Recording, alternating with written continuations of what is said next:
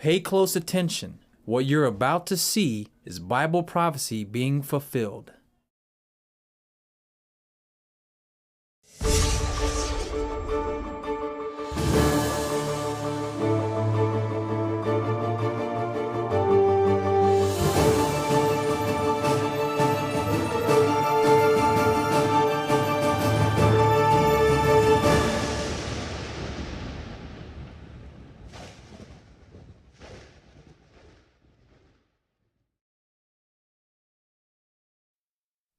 Welcome to another edition of YPN News, bringing you the news that relates to Bible prophecy and foretold by Yeshua Hawkins. Well, in the news today, we're going to talk about Pope Francis, the first time ever meeting at the G7 summit. So we'll have those details. Also, we have some Russia nuclear-powered ships, a submarine, a frigate, sailing into Cuba.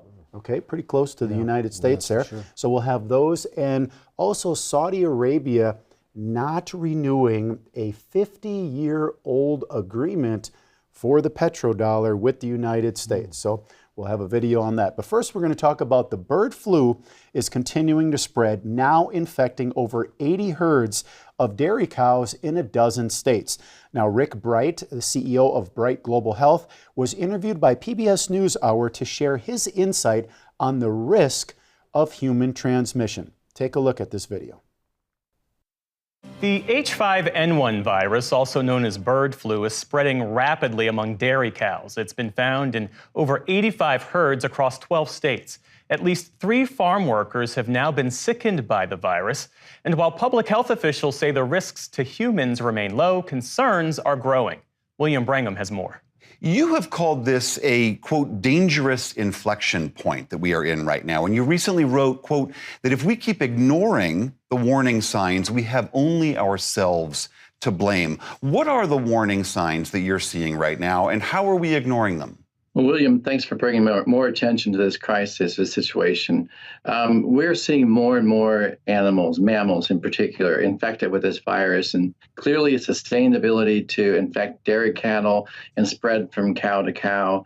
And we know that people are really in close contact with these mammals, and the more mammals are infected, the more contact we have with them, the more risk we have of infecting people. And we're starting to see that happen over the last couple of months with 3 human cases. So we've seen these several farm workers that you mentioned. The CDC mentioned that this most recent farm worker, the one in Michigan, exhibited somewhat different symptoms than the others had. Why is that particularly troubling? Well, it's really important to understand that to spread this virus efficiently from person to person, it's going to have to get in the respiratory tract. And this latest infection in this patient showed that the patient had respiratory symptoms, meaning he was coughing, for example. The 2 prior cases only had an eye infection. It's much harder to spread a virus from an eye infection than it is from a respiratory infection when you're coughing. And so that is really an important development causing great concern. And we have not yet seen any transmission from a human to a human. All these cases have thus far been 1 or more animals to 1 human, correct? Well, William, that's where I'm really concerned when I talk about we're not doing enough about it, is we really don't know how many humans have been infected with this virus. And to date, there's been very limited to almost no serology testing done among any of the cases, the close contacts on the farm or their family members. So it's really hard for us to know how many people have been exposed and if there really is any human-to-human transmission or not. And how do you explain that? Why is it, given that there are certainly enough researchers like yourself within the federal government who understand the potential here, why isn't that we're not doing more testing? Well, we're finding that it's not always a case of not having enough tests in this situation, but we have tests at the CDC, for example, but the problem is getting access to the workers to test them. So there are a number of issues and barriers that we're encountering, and some of those have to do with the workforce itself. A large part of the workforce on the dairy farms are undocumented immigrants. And there's concern among those workers about being tracked or traced by the government, and they might have to face immigration issues. There are also concerns of the farmers and the people who own the farms. If the federal government or even state government were to come onto the farm, find a widespread outbreak in animals or people, have to shut down the farm, perhaps lose their workforce and lose their income. And there's not enough incentives to really break through those barriers right now. Well, that's definitely one thing the world is probably not wanting to see is another pandemic. Absolutely. Well, the United States is experiencing a record-breaking heat wave across the country. In Phoenix, Arizona, the temps were forecasted to reach 110 degrees for the second day in a row. The state is taking precautionary measures and set up the first of 18 new cooling stations. They are refurbished cargo containers that run on solar electricity to create relief for people to come out of the heat. Other already established cooling centers are staying open long into the night. Well, the cooling centers are an integral part of summer safety in Arizona.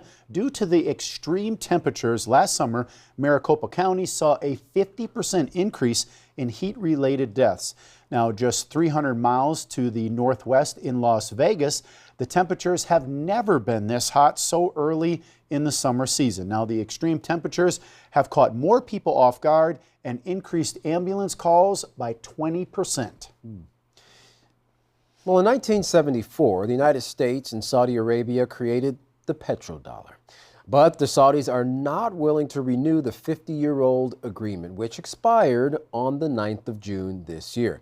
What does this mean for both countries and the future of the oil market? Well, for more information, please pay close attention to this video. Saudi Arabia has decided to terminate its 50-year-old petrodollar agreement with the United States. As per reports, the deal was signed on June 8, 1974, but has expired on June 9, 2024, and the Middle East country has not renewed it. Petrodollar is a term used as the US dollar as the currency for global crude oil transactions. The petrodollar system came in after US went off the gold standards. The deal was set up joint commissions for economic cooperation and Saudi Arabia's military needs. In exchange for guaranteeing the security of the Saudi regime and providing military aid, Saudi Arabia agreed to price its oil exports exclusively in US dollars. This agreement ensured a steady demand for the US dollars as other countries needed dollars to purchase oil, effectively reinforcing the dollar's status as the world's primary reserve currency. But with the changing dynamics, what it does now is that it enables Saudi Arabia to sell oil and other goods in multiple currencies, including the euros, the yen, and the yuan.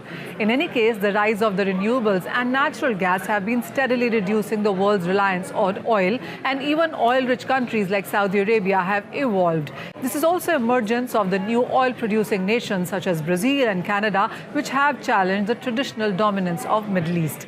So from nearly 80% of global oil sales are priced in US dollar, countries like Russia, Iran, Saudi Arabia, China, and others are increasingly shifting to local currencies in energy trade. In 2023, 20% of global oil was bought in other currencies, as per the Wall Street Journal. While the markets are still trying to understand the full implications of an international trade, whether there would be a global currency realignment and finance from this, would it lead to more currency volatility? But the end of it all is, remember, that the Saudi riyal, as is the case with many other currencies, are still pegged to the US dollar. Katan, you know, we've talked many times about the petrodollar and how the United States wants to keep that petrodollar going, but Saudi Arabia not renewing a 50-year-old agreement that they had. This is going to be a big deal for the petrodollar. That's right, and as many other countries have stated in the past, they're tired of what they see as the hegemony with the United States and that petrodollar, and how it kind of puts everybody else in a bind with what they can and can't do if the United States decides to put sanctions on them. Right, and there's plenty other currencies, as you just saw, that they can now start using instead of the petrodollar. That's right. Well, never before has a pope attended a summit of world leaders, but Pope Francis continues to change up the papal role. Now, while the G7 summit is focusing on artificial intelligence as its subject matter, Pope Francis also met with the American President, Joe Biden, possibly to talk about the wars in Gaza and Ukraine. Well, the Pope is not a fan of AI and has even gone so far as to call for an international treaty to set up guardrails because he believes artificial intelligence poses a danger to democracy and could result in technological dictatorships. Well, President Biden last met with Pope Francis in 2021, and as a Catholic himself, he has a warm relationship with Pope Francis. Well, just an update on the U.S. and Ukraine. Overnight, President Biden and Ukrainian President Zelensky signed an agreement together on stage in southern Italy, committing the U.S. to continue support for Ukraine over the next 10 years. Now, while the agreement does not include U.S. troops on the ground in Ukraine, they will continue to train Ukrainian troops and expand intelligence sharing. And of course, remember, as we talked about, there's a lot of military aid there as well. Those ATACMS missiles that were recently in the news again, you know, those have been continually supplied to Ukraine from the U.S. Right. Well, the American president's goal is to send a message to the world and specifically to Vladimir Putin that the United States' support for Ukraine is going to continue and remain strong well into the future. The reality is this agreement is an executive order which a future president could withdraw from the agreement, of course, if they want to. Well, tensions between Russia and the United States have been ongoing for over 60 years. But recently, the former Soviet country called one of its old foes an enemy. Take a look at this video for more information. Now let's take a look at the U.S. It has a new problem on its hands.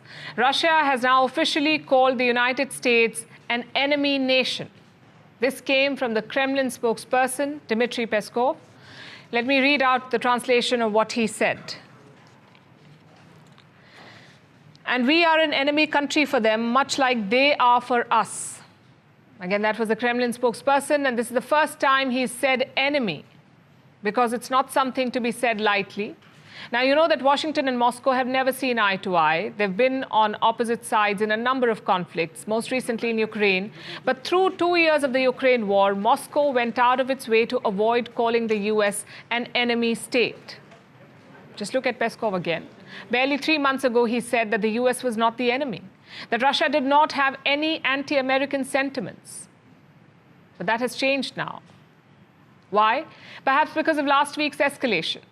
Last week, the United States gave Ukraine a green light to strike Russian territory using American weapons. Ukraine has already begun doing so.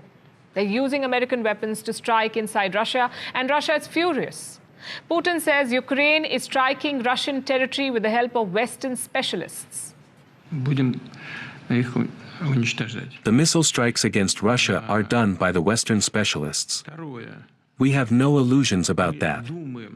What must we do in response? First of all, we will improve our air defense systems to destroy the missiles. Secondly, we think that if someone thinks it is possible to supply such weapons to a combat zone to strike at our territory and create problems for us, why do we not have the right to supply our weapons of the same class to those regions of the world where there will be strikes on the sensitive facilities of those countries that are doing this against Russia? You heard what he said. Basically, Putin has threatened to turn the tables, to send Russian weapons to Western enemies, long-range weapons that could strike sensitive facilities in the West. And this means that Western enemies could get the ability to strike them at will. It would be a security nightmare for the Western nations that are helping Ukraine.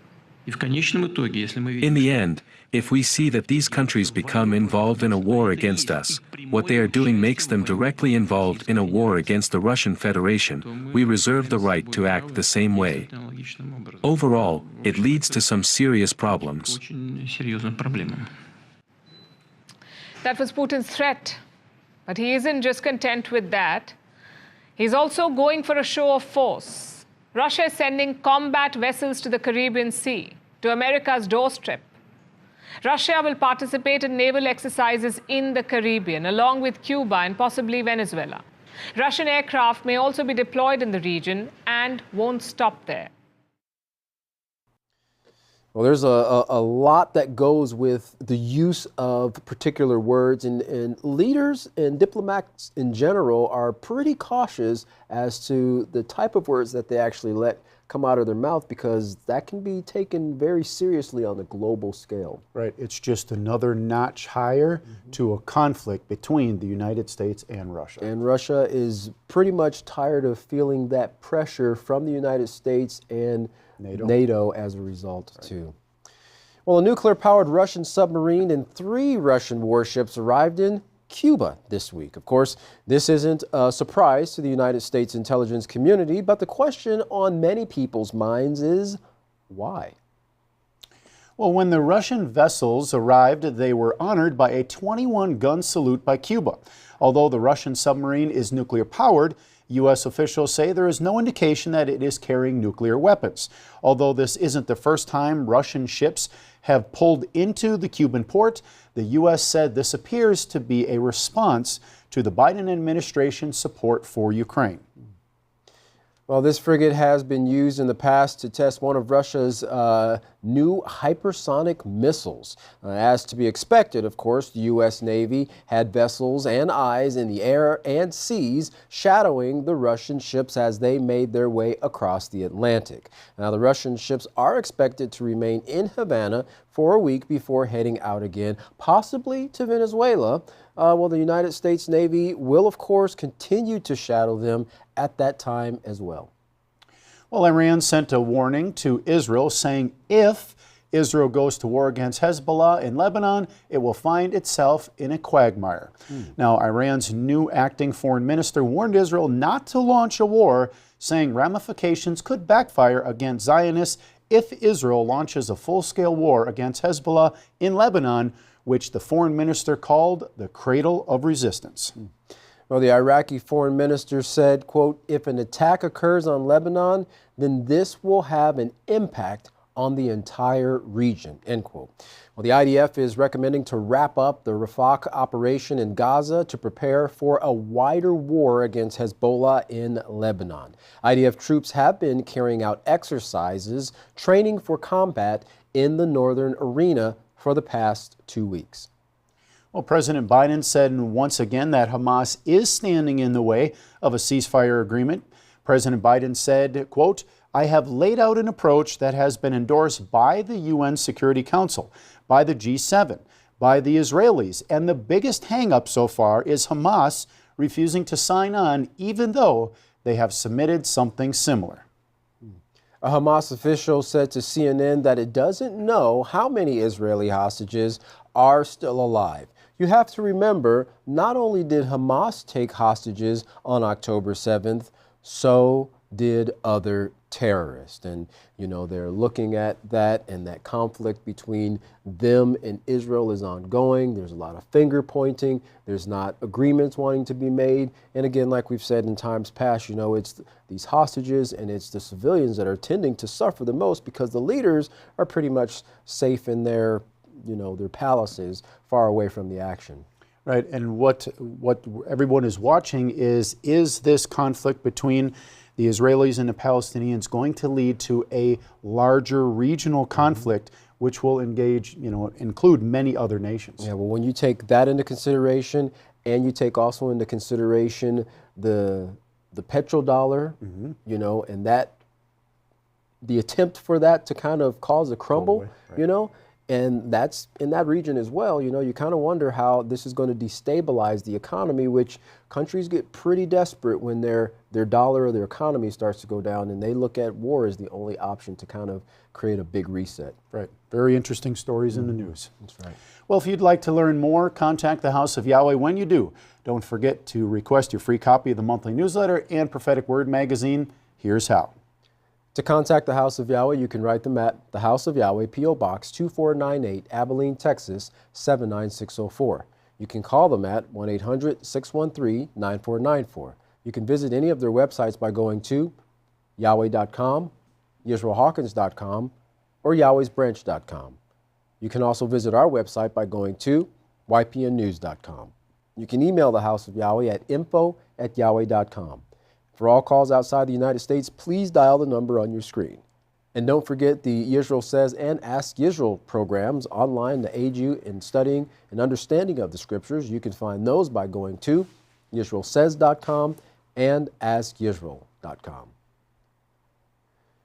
Well, don't go anywhere, because up next is another classic sermon by Yisrael Hawkins. From all of us here at YPN News, I'm Katan Alexander. And I'm Jeffrey Heimerman. Thank you for watching.